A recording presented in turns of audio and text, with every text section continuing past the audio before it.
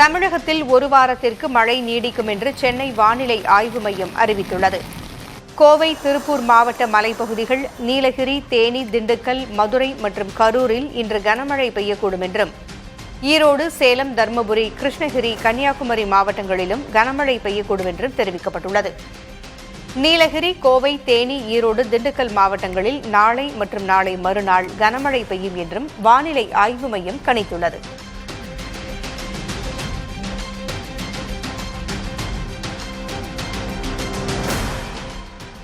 சென்னையில் 2 நாட்களுக்கு மழை பெய்யக்கூடும் என வானிலை ஆய்வு மையம் கணித்துள்ளது. நகரின் ஒரு சில பகுதிகளில் இடி மின்னலோடு கூடிய மழை பெய்யும் என்றும், வானம் ஓரளவு மேகமூட்டத்தோடு காணப்படும் என்றும் தெரிவிக்கப்பட்டுள்ளது. அதிகபட்ச வெப்பநிலை 37 டிகிரி முதல் 38 டிகிரி செல்சியஸை ஒட்டியும், குறைந்தபட்ச வெப்பநிலை 28 முதல் 29 டிகிரி செல்சியஸை ஒட்டியும் இருக்கக்கூடும் என்று கூறப்பட்டுள்ளது.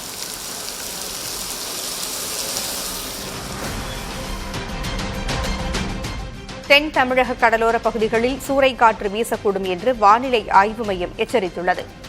மன்னார் வளைகுடா மற்றும் அதை ஒட்டிய குமரிக்கடல் பகுதிகளில் வரும் 22ஆம் தேதி வரை சூறைக்காற்று மணிக்கு 45 முதல் 55 கிலோமீட்டர் வேகத்திலும், இடையிடையே 65 கிலோமீட்டர் வேகத்திலும் வீசக்கூடும் என்று தெரிவிக்கப்பட்டுள்ளது. வங்கக்கடல் பகுதிகள், அந்தமான் கடல் பகுதிகளில் மணிக்கு 40 முதல் 50 கிலோமீட்டர் வேகத்தில் சூறைக்காற்று வீசும் என்றும் எச்சரிக்கப்பட்டுள்ளது.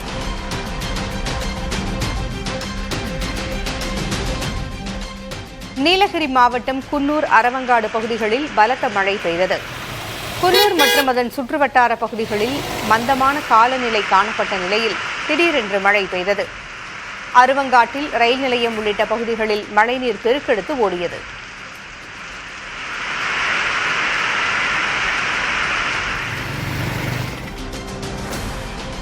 கரூர் மாவட்டம் குளித்தலை முத்துப்பூபால சமுத்திரத்தில் மகாய் மாரியம்மன் கோவில் தேரோட்டம் நடைபெற்றது.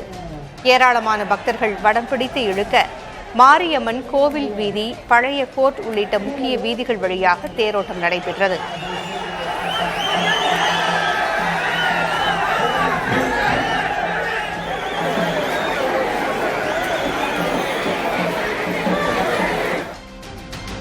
பெரம்பலூர் அருகே எசனை கிராமத்தில் காட்டு மாரியம்மன் கோவிலில் தேரோட்டம் விமர்சையாக நடைபெற்றது. கிராம மக்கள் பக்தி பரவசத்தோடு தேரை வடம் பிடித்து இழுத்து வழிபட்டனர்.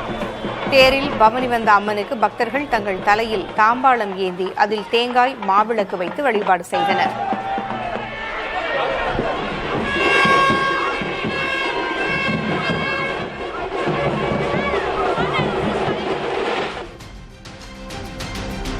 ராமநாதபுரம் மாவட்டம் கமுதி அருகே பெருமாள் தேவன்பட்டி கிராமத்தில் தர்மமுனீஸ்வரர் கோவிலுக்கு வைகாசி பொங்கல் திருவிழா நடைபெற்றது. இதையொட்டி 126 கிடாய்கள் பலியிடப்பட்டு சுட சுட கறி விருந்து படைக்கப்பட்டது. சிவகங்கை, ராமநாதபுரம், மதுரை, விருதுநகர் உட்பட பல்வேறு மாவட்ட பக்தர்கள் சுவாமி தரிசனம் செய்து கறி விருந்திலும் பங்கேற்றனர்.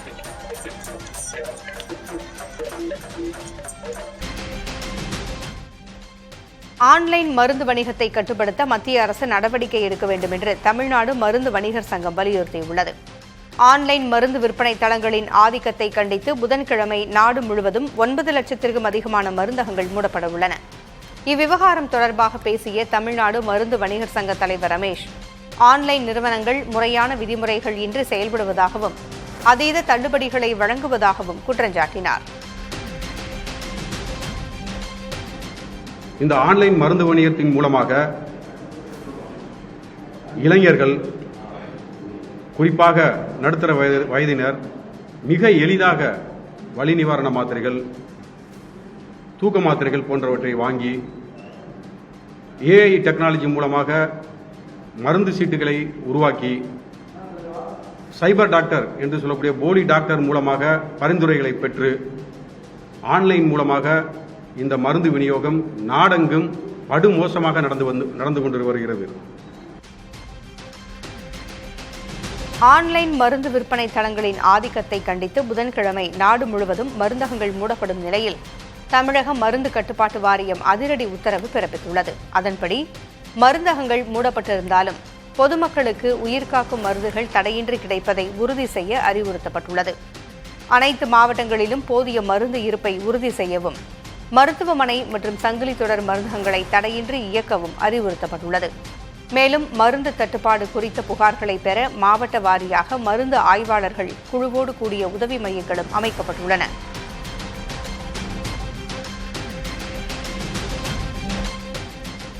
சென்னை கோடம்பாக்கம் ட்ரஸ்ட்புரத்தில் குடியிருப்பு பகுதியில் செயல்பட்டு வரும் அரசு மதுபான கடையை மூடக்கோரி பொதுமக்கள் போராட்டத்தில் ஈடுபட்டனர். குடியிருப்பு பகுதிக்கு மத்தியில் அமைந்துள்ள இந்த கடையால் பல்வேறு இடையூறுகள் ஏற்படுவதாகவும் குழந்தைகள் முதல் பெரியோர் வரை கடும் சிரமத்தை சந்திப்பதாகவும் பொதுமக்கள் குற்றஞ்சாட்டினர். இதையடுத்து சம்பவ இடத்திற்கு சென்ற 1000 விளக்கு தொகுதி எம்எல்ஏவும் சபாநாயகருமான ஜேசிடி பிரபாகர் போராட்டக்காரர்களோடு பேச்சுவார்த்தை நடத்தி சம்பந்தப்பட்ட கடையை 7 நாட்களுக்குள் இடமாற்றம் செய்ய நடவடிக்கை எடுப்பதாக உறுதியளித்தார். மாண்புமிகு முதல்வர் தளபதி விஜய் அவர்கள் இப்படிப்பட்ட விஷயங்களில் ரொம்ப கவனமாக இருக்கிறார். மக்கள் விரும்புகிற மக்கள் கோரிக்கைகளை உடனே நிறைவேற்ற வேண்டும் என்பதில் அக்கறையாக இருக்கிறார். அவருடைய கவனத்துக்கு இது கொண்டு செல்லப்படும். 7 நாளைக்குள்ளாக இந்த இடம் மாற்றப்படும் என்று நான் சொல்லியிருக்கிறேன். அந்த உத்தரவு நிச்சயமாக அவர்களுக்கு கிடைக்கும். சென்னை புறநகர் வட்ட ரயில் வலையமைப்பின் முக்கிய பகுதியான 68 கிலோமீட்டர் நீள அரக்கோணம் செங்கல்பட்டு ஒற்றை வழித்தடத்தை 993 கோடி ரூபாய் செலவில் இரட்டை வழித்தடமாக மாற்ற இந்திய ரயில்வே ஒப்புதல் அளித்துள்ளது. தற்போது இந்த வழித்தடம் அதிக நெரிசலோடு இயங்குவதால் இந்த மேம்பாடு ரயில்களின் காத்திருப்பு நேரத்தை குறைத்து கூடுதல் புறநகர் சேவைகளுக்கு வழிவகுக்கும். மேலும் ஒரகடம், ஸ்ரீபெரும்புதூர் போன்ற தொழில் மையங்களின் சரக்கு போக்குவரத்திற்கும் காஞ்சிபுரம் அருகே அமைய உள்ள புதிய பரந்தூர் விமான நிலைய இணைப்பிற்கும் இந்த திட்டம் மிக முக்கிய பங்காற்ற உள்ளது. திருவள்ளூர் மாவட்டம் பொன்னேரி ரயில் நிலையத்திற்கு அருகே ரயில்வே ஊழியர்கள் உண்ணாவிரத போராட்டம் மேற்கொண்டனர். ரயில்வே துறையின் அனைத்து பிரிவுகளிலும் உள்ள காலி பணியிடங்களை உடனே நிரப்ப வேண்டும், பணியிட மாற்றத்தில் உள்ள குளறுபடிகளை களைய வேண்டும் என்பன உள்ளிட்ட கோரிக்கைகளை வலியுறுத்தி போராட்டம் நடைபெற்றது.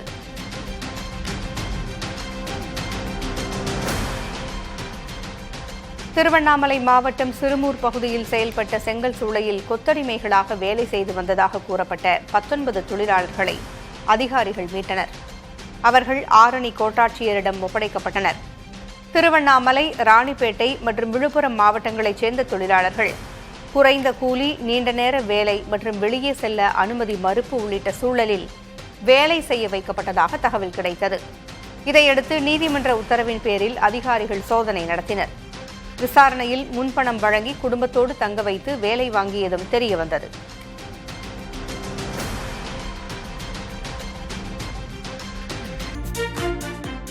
நீலகிரி மாவட்டம் குன்னூர், அருவங்காடு பகுதிகளில் பலத்த மழை பெய்தது. குன்னூர் மற்றும் அதன் சுற்றுவட்டார பகுதிகளில் மந்தமான காலநிலை காணப்பட்ட நிலையில் திடீரென்று மழை பெய்தது. அருவங்காட்டில் ரயில் நிலையம் உள்ளிட்ட பகுதிகளில் மழை நீர் பெருக்கெடுத்து ஓடியது.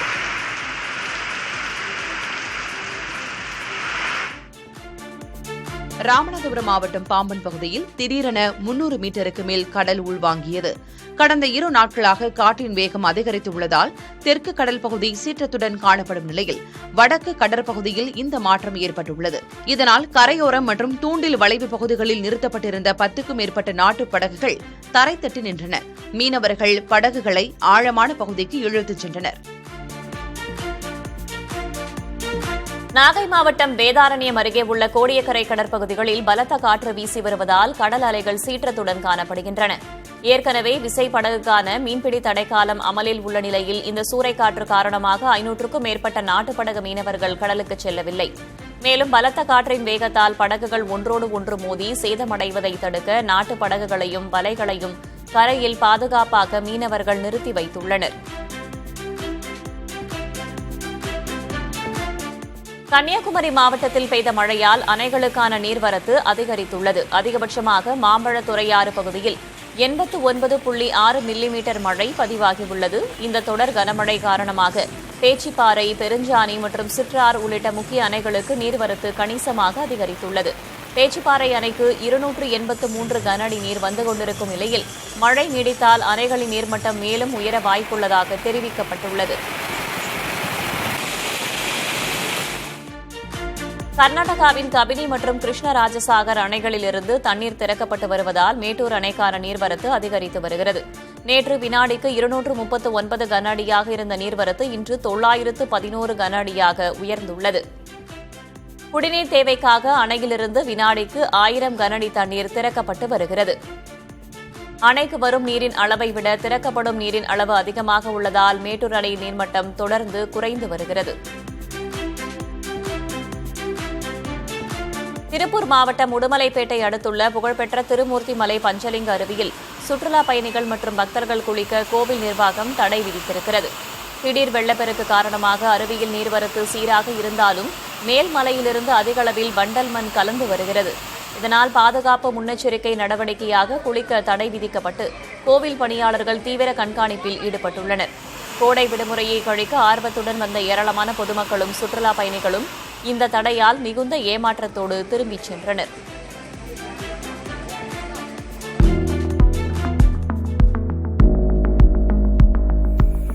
உதகையில் தொடங்கியுள்ள மலர் கண்காட்சியை முதல் நாளிலேயே சுமார் 20,000 பேர் பார்வையிட்டுள்ளனர்.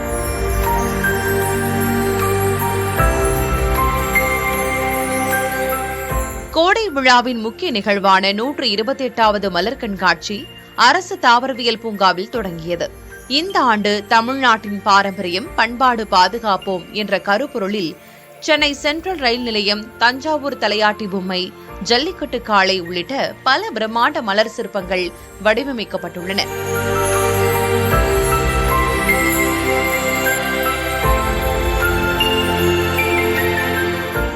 இக்கண்காட்சிக்காக 10 லட்சம் மலர் நாற்றுகளும் 50,000க்கும் மேற்பட்ட மலர் தொட்டிகளும் பயன்படுத்தப்பட்டுள்ளன. கண்காட்சியை காண பல்வேறு பகுதிகளிலிருந்து சுற்றுலா பயணிகள் குவிந்து வருகின்றனர். கிருஷ்ணகிரி மாவட்டம் ஹொசூர் அருகே கெலமங்கலத்தில் பட்டாளம்மன் கோவில் தேர் திருவிழா விமர்சையாக நடைபெற்றது. முக்கிய வீதிகள் வழியாக நடைபெற்ற தேரோட்டத்தில் கெலமங்கலம், ஜூபி, தொட்டைக்கானப்பள்ளி, செட்டிப்பள்ளி, குத்துமாரணப்பள்ளி, ஜக்கேரி உட்பட 11 கிராம மக்கள் பங்கேற்று வழிபாடு நடத்தினர்.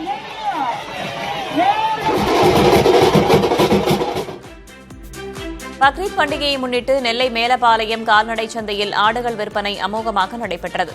தென் மாவட்டங்கள் மற்றும் கேரளாவிலிருந்து வந்திருந்த ஏராளமான வியாபாரிகள் செம்மறி ஆடுகளை போட்டி போட்டுக் கொண்டு வாங்கிச் சென்றனர். சந்தைக்கு வந்திருந்த சுமார் 4000க்கும் மேற்பட்ட ஆடுகளில் நாட்டு ரக மற்றும் செம்மறி ஆடுகள் 3000 முதல் 30,000 ரூபாய் வரை எடைக்கேற்ப விற்பனையாகின்றன. மாட்டுச் சந்தையிலும் சுமார் 800க்கும் மேற்பட்ட மாடுகள் விறுவிறுப்பாக விற்பனையானவை குறிப்பிடத்தக்கது. கடந்த 2 ஆண்டுகளாக பள்ளி மாணவ மாணவிகளுக்கான நிதி வராதது துயரமானது என்று பள்ளிக்கல்வித்துறை அமைச்சர் ராஜ்மோகன் தெரிவித்திருக்கிறார். இது தொடர்பாக சென்னையில் செய்தியாளர்களிடம் பேசிய அவர், இருமொழிக் கொள்கையில் சமரசம் இல்லை என்று குறிப்பிட்டுள்ளார். அந்த 2 ஆண்டுகளாக அந்த நிதி நமக்கு வந்து சேரல. அது ஒரு மிகப்பெரிய துயரம். அந்த நிதி எங்களுக்கான நிதி கிடையாது, இந்த அதிகாரிகளுக்கான நிதி கிடையாது. அந்த நிதி அந்த மாணவர்களுக்கான நிதி, மாணவிகளுக்கான நிதி. எந்த காரணம் கொண்டும் அதை தடை செய்வது துயரமானது. அதை ஏற்றுக்கொள்ளவே முடியாது. அதே சமயம் எந்த மறைமுக அழுத்தத்திற்கும் நாங்கள் அடிபணிவர்கள் கிடையாது. நான் ஆரம்பத்தில் சொன்னதை போல மண்ணுரிமையும் பெண்ணுரிமையும் தமிழக வெற்றி கழகத்தினுடைய அடிப்படை உரிமையாக இருப்பதைப் போலவே இந்த இருமொழிக் கொள்கை என்பது எங்களுடைய கட்சியினுடைய பிரகடனப்படுத்தப்பட்ட கொள்கை. அதில் மாற்று கருத்தே கிடையாது. அப்ப எந்த மறைமுக அழுத்தத்திற்கும் நாம அடிப்படையாது. நீங்க எடுத்த கொள்கையில் சமரசமின்றி கொள்கை சமரசம் என்ற பேச்சுக்கே இங்க இடமில்லை. மருத்துவ படிப்பிற்கான நீட் தேர்வை முற்றிலுமாக ரத்து செய்ய கோரியும் தேசிய தேர்வு முகமையை கலைக்க வலியுறுத்தியும் தமிழகத்தின் பல்வேறு மாவட்டங்களில் இடதுசாரி மாணவர் மற்றும் இளைஞர் அமைப்பினர் கண்டன ஆர்ப்பாட்டங்களில் ஈடுபட்டனர். சேலத்தில் கோட்டை பாரத ஸ்டேட் வங்கி முன்பாகவும் ஈரோட்டின் காந்தி சாலையிலும் திரண்ட போராட்டக்காரர்கள் நீட் வினாத்தாள் கசிவு மற்றும் குளறுபடிகளால் லட்சக்கணக்கான மாணவர்களின் எதிர்காலம் பாதிக்கப்படுவதாக குற்றம் சாட்டினர். இதேபோல திருப்பூர் குமரன் சிலை மற்றும் ராஜபாளையம் ஜவஹர் மைதானம் ஆகிய இடங்களில் நடைபெற்ற ஆர்ப்பாட்டங்களில் நீட் தேர்வு மாணவர்களுக்கு கடுமையான மன அழுத்தத்தையும் மனித உரிமை மீறல்களையும் ஏற்படுத்துவதாக குறிப்பிட்டனர். அதிமுக பொதுச் செயலர் எடப்பாடி கே பழனிசாமி கூட்டிய ஆலோசனைக் கூட்டத்தில் சுமார் 80 மாவட்ட செயலர்கள் பங்கேற்றதாக அக்கட்சியின் முன்னாள் அமைச்சர் பி ரமணா தெரிவித்துள்ளார். இது தொடர்பாக சென்னை ராயப்பேட்டையில் செய்தியாளர்களிடம் பேசிய அவர் பிரிந்து சென்றோரை ஒன்றிணைப்பது தொடர்பான கேள்விக்கும் பதிலளித்தார். கிட்டத்தட்ட 87 மாவட்ட செயலாளர்கள் 80க்கும் மேற்பட்ட மாவட்டத்தில் கலந்து கொண்டார்கள். சார், ஒரு மாவட்ட செயலர் கலந்துக்கல அப்படின்னு சொல்றாங்களே சார். அதுதான் ஒரு சில ட்ரெயினில் வரல, ஒரு சில ஃப்ளைட் கிடைக்கல, ஒரு சில லேட்டாக வந்தாங்க. எல்லாரும் வந்தாங்க. மேக்ஸிமம் 99% பிரிந்து சென்றவர்கள் அவர்கள் எல்லாம் ஒருங்கிணைந்து செயல்படணும். அந்த மாதிரி அது நேற்று தினமே பொதுச் செயலாளர் கோரிக்கை விடுத்திருக்கிறார்கள். அவர்கள் செயல்படுவார்கள் என்று எதிர்பார்க்கிறோம். செயற்குழு கூட்டுவது தொடர்பாக ஏதாவது பேசப்பட்டதா? பொதுக்குழு செயற்படுவது எதுவும் பேசப்படவில்லை. கூடியவர்கள் அதை பற்றி பொதுச் செயலாளர்கள் முடிவு செய்வார்கள். சட்டமன்ற தேர்தலில் அதிமுகவுடன் கூட்டணி அமைக்க தவேக, தேமுதிக, புதிய தமிழகம் ஆகிய கட்சிகள் பேச்சுவார்த்தை நடத்தியதாகவும் அதிமுக பொதுச் செயலர் எடப்பாடி பழனிசாமி அவர்களை உதாசீனப்படுத்தியதாகவும் சி.வி. சண்முகம் குற்றம் சாட்டினார். சென்னையில் அதிமுக முன்னாள் அமைச்சர்களுடன் இணைந்து செய்தியாளர்களை சந்தித்த அவர், கூட்டணி அமைந்துவிடக் கூடாது என்ற எண்ணத்திலேயே பழனிசாமி பேச்சுவார்த்தையில் ஈடுபட்டதாகவும் விமர்சித்தார்.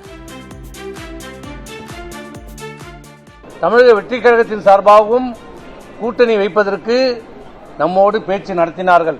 தமிழக வெற்றிக் கழகத்தை மட்டுமல்ல, தேசிய முற்போக்கு திராவிட கழகத்தையும் டாக்டர் கிருஷ்ணசாமி இப்படி கூட்டணி பேச வந்தவர்களை உதாசீனப்படுத்தினார். கூட்டணி எப்படியெல்லாம் அமையக்கூடாது என்பதற்காக எப்படியெல்லாம் பேச வேண்டுமோ அதையெல்லாம் பேசி அவர்களை வெளியேற்றுவதிலே குறியாக இருந்தார். முன்னாள் அமைச்சர் செந்தில் பாலாஜி மீதான வழக்கை நடத்த அமலாக்கத்துறைக்கு தமிழக அரசு அனுமதி அளிக்க வேண்டும் என பாமக தலைவர் அன்புமணி ராமதாஸ் வலியுறுத்தியுள்ளார். இது தொடர்பாக அறிக்கை வெளியிட்டுள்ள அவர், 2011 முதல் 15 காலத்தில் போக்குவரத்துத்துறை அமைச்சராக இருந்த செந்தில் பாலாஜி வேலை வழங்குவதாக கூறி இளைஞர்களிடம் பணம் பெற்றுக்கொண்டு மோசடி செய்ததாக வழக்கு தொடரப்பட்டதை சுட்டிக்காட்டினார்.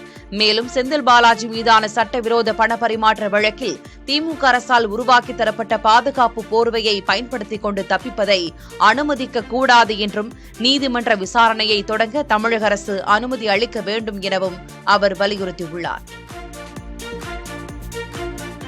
சென்னை புறநகர் வட்ட ரயில் வலையமைப்பின் முக்கிய பகுதியான 68 கிலோமீட்டர் நீள அரக்கோணம் செங்கல்பட்டு ஒற்றை வழித்தடத்தை 993 கோடி ரூபாய் செலவில் இரட்டை வழித்தடமாக மாற்ற இந்திய ரயில்வே ஒப்புதல் வழங்கியுள்ளது.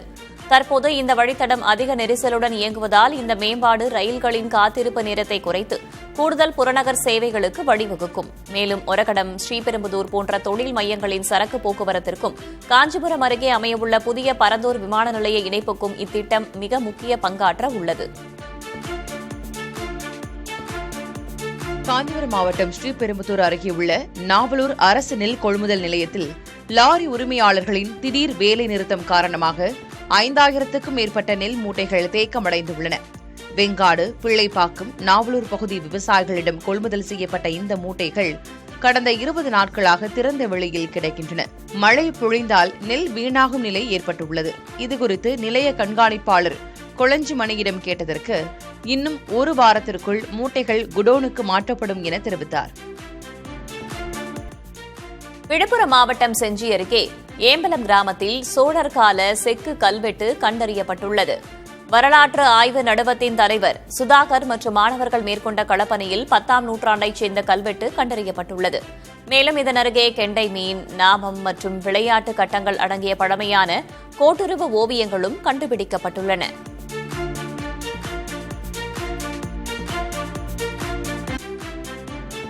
மதுரை கூடல் அழகர் கோவில் தெப்பக்குளத்தில் கழிவுநீரை கலப்பவர்கள் மீது குற்றவியல் நடவடிக்கை எடுக்க உயர்நீதிமன்ற மதுரை அமர்வு உத்தரவிட்டுள்ளது.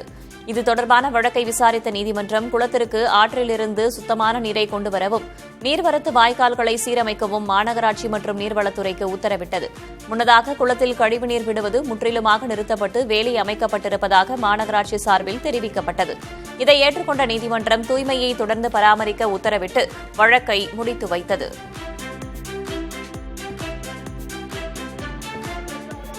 கிருஷ்ணகிரி மாவட்டம் முருக்கம்பள்ளம் கிராமத்தில் திரௌபதி அம்மன் கோவில் திருவிழாவின் போது துரியோதனன் வதம் செய்யும் நிகழ்ச்சி நடைபெற்றது. துரியோதனன் உருவ பொம்மை மீது பீமன் வேடமிட்டவர் மோதி வதம் செய்யும் காட்சி தத்ரூபமாக உருவாக்கப்பட்டது.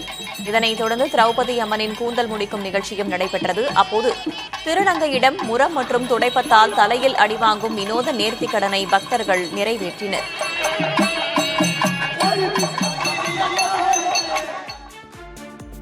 கீழடியில் நடைபெற்று வரும் 11வது கட்ட அகழாய்வில் பண்டைய தமிழர்களின் நீர்வழி மேலாண்மைக்கு சான்றாக சுடுமண் குழாய்கள் கண்டறியப்பட்டுள்ளன. கடந்த மார்ச் 18ஆம் தேதி முதல் நடைபெறும் இந்த ஆய்வில் ஏற்கனவே பாசிகள், சாய கிண்ணங்கள், செங்கல் கட்டுமானங்கள் ஆகியவை கிடைத்துள்ளன. தற்போது கண்டறியப்பட்டுள்ள சுடுமண் குழாய்கள் உறை கிணறுகளில் இருந்து தண்ணீரை கொண்டுவரவும் கழிவுநீரை வெளியேற்றவும் பயன்படுத்தப்பட்டிருக்கலாம் என்று தொல்லியல் ஆய்வாளர்கள் கருதுகின்றனர். இந்த வரலாற்று முக்கியத்துவம் வாய்ந்த ஆய்வில் கூடுதல் தொழிலாளர்களுடன் தொல்லியல் துறை மாணவர்களும் இணைந்திருக்கின்றனர்.